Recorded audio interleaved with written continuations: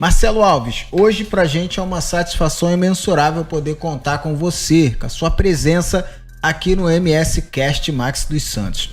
Meu amigo, hoje ver Marcelo Alves, um cara brilhante com a mente muito pra frente, né? Treinador de pessoas, treinador de equipes, empresas grandes, pequenos negócios.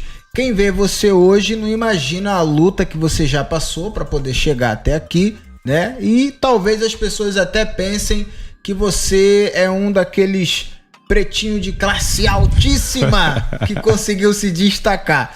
Mas eu acho que é diferente, né, Marcelo? Tem uma história de superação muito linda por trás dessa história de sucesso que as pessoas hoje conhecem do Marcelo Alves, né? E eu quero hoje que você lance pérolas inéditas pra essa galera, meu amigo.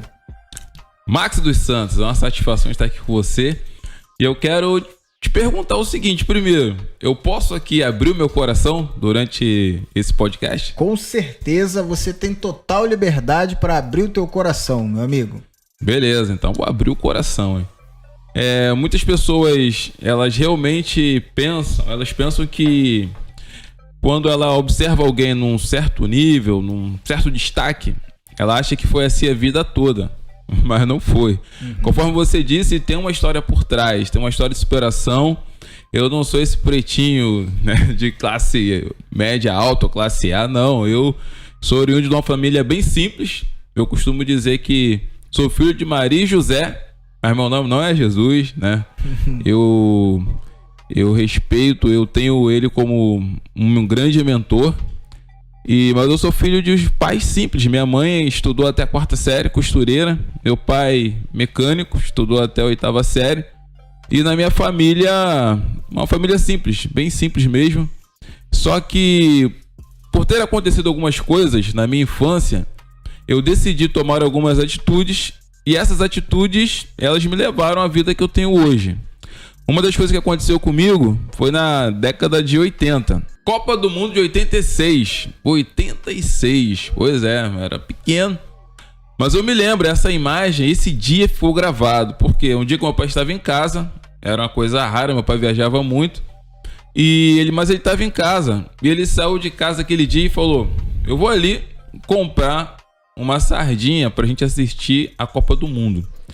E foi muito marcante porque, mesmo sendo uma televisão preto e branco, meu pai estava em casa e a gente ia passar ali aquela tarde para assistir a Copa do Mundo. E ele voltou e trouxe a sardinha. E eu gosto muito de sardinha, minha mãe também, meu pai. Meu pai gostava muito, meu pai faleceu em 2008. Mas assim, foi muito, muito bom aquele momento. E depois a minha mãe, ela me contou a história da sardinha.